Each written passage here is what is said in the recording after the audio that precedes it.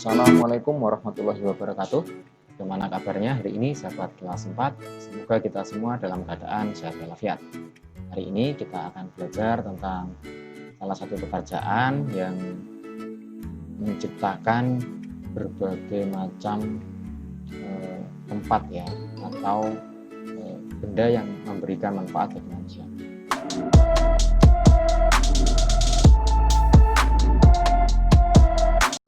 Baiklah, amati gambar berikut ini. Benny berdialog dengan ayahnya. Ayah, jika sudah besar nanti, aku bercita-cita menjadi arsitek seperti teman ayah, Paman Fadli. Apa sih hebatnya menjadi arsitek? Kamu mau tahu? Ayah akan menjelaskan padamu kehebatan seorang arsitek. Ayah Benny menunjukkan kepada Benny beberapa bangunan hasil karya arsitek sebagai berikut ini. Pertama, Candi Borobudur. Candi Borobudur merupakan candi Buddha terbesar di Indonesia. Arsiteknya bernama Gunadarma. Candi tersebut amat indah dan megah, dibangun tanpa perekat dan tanpa bantuan alat modern. Tak heran jika Candi Borobudur menjadi salah satu keajaiban dunia. Selanjutnya, seorang arsitek juga berperan dalam menjaga lingkungannya. Misalnya, saat bekerja dengan insinyur teknik sipil dalam merancang Waduk Jatiluhur.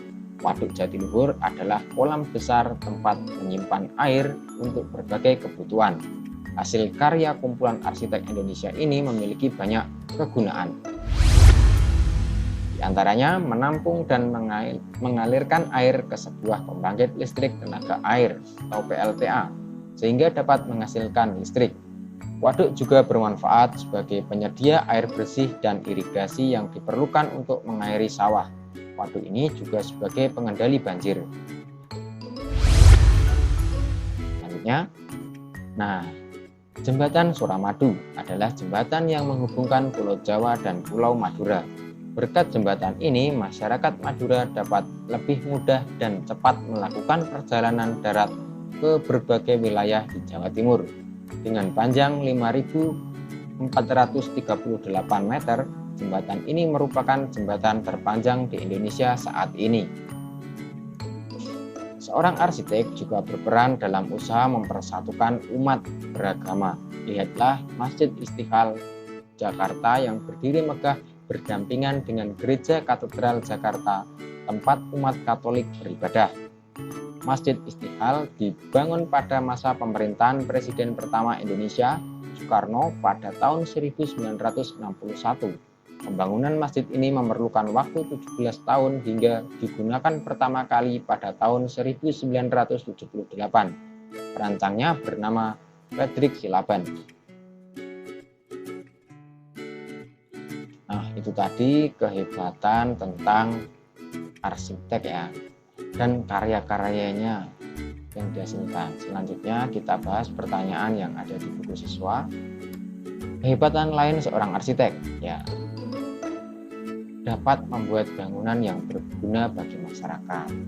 Selanjutnya, jenjang pendidikan apa yang harus ditempuh untuk menjadi seorang arsitek? Ya, untuk menjadi seorang arsitek diawali dengan pendidikan sarjana atau S1 di lembaga perguruan tinggi yang menyelenggarakan program studi arsitektur. Umumnya pendidikan sarjana arsitek ditempuh dalam waktu 4 tahun.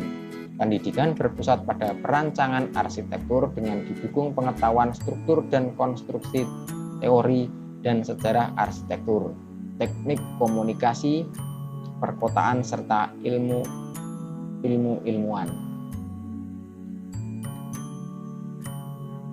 Pengakuan profesional ya sebagai seorang arsitek di Indonesia diberikan oleh Ikatan Arsitek Indonesia atau IAI yang menyelenggarakan program sertifikasi.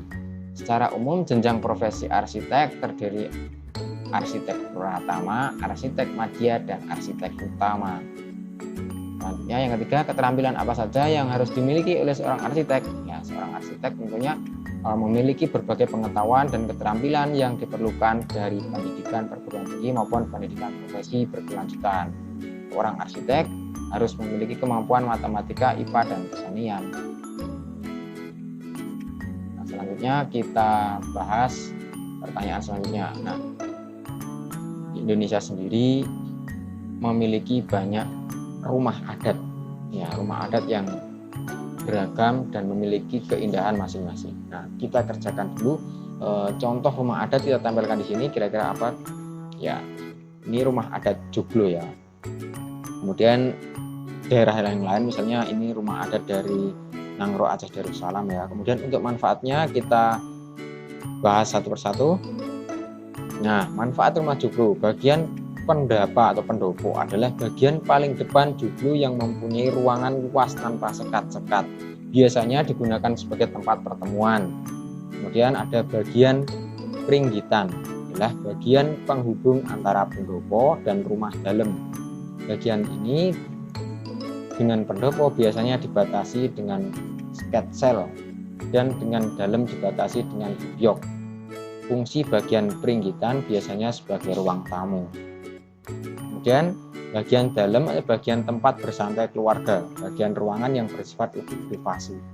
Kemudian ada sentong, adalah ruangan untuk tempat istirahat atau yang kita kenal dengan ruang kamar. Kemudian ada gadok tangan atau gadok kiwa, gadok kanan dan gadok kiri maksudnya. Terletak di samping kanan dan kiri, terletak di bagian belakang rumah.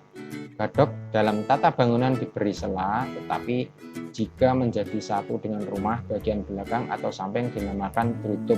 Arti kata gadok yaitu bergandengan yang berfungsi sebagai tempat menyimpan alat pertanian atau alat tempat menyimpan makanan.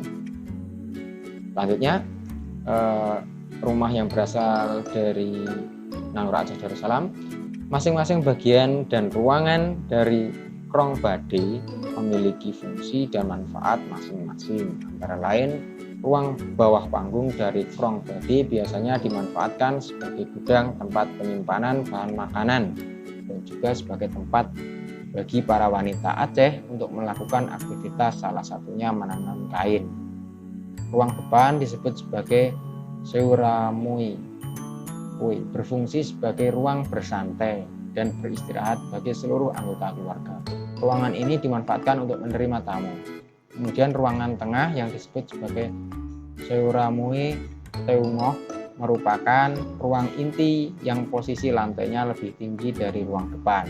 Ruangan ini bersifat sangat pribadi sehingga para tamu yang berkunjung tidak akan pernah diizinkan untuk masuk ke ruangan ini. Dalam ruangan tengah ini terdapat kamar-kamar yang berfungsi sebagai ruang tidur dari anggota keluarga, ruang kamar pengantin, serta sebagai ruang pemandian mayat jika ada anggota keluarga yang meninggal dunia.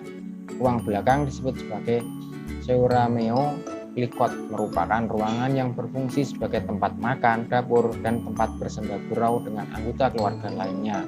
Ruangan ini posisinya lebih rendah dibandingkan dengan ruang tengah, baik ruang depan maupun ruang belakang yang memiliki kamar-kamar. Nah, selanjutnya bisa kita simpulkan persamaan rumah adat bagi masyarakat adat adalah sama-sama rumah kebesaran para suku di Indonesia. Sedangkan perbedaannya adalah memiliki arsitek bangunan yang berbeda-beda dan mempunyai sejarah yang berbeda juga. Manfaat rumah adat adalah sebagai tempat tinggal yang memiliki nilai budaya sendiri dan sejarahnya sendiri. Nah, sekian kegiatan pembelajaran hari ini. Selanjutnya soal latihan bisa dikerjakan pada kolom deskripsi. Mohon maaf bila ada salah kata. Wassalamualaikum warahmatullahi wabarakatuh. Salam mitra.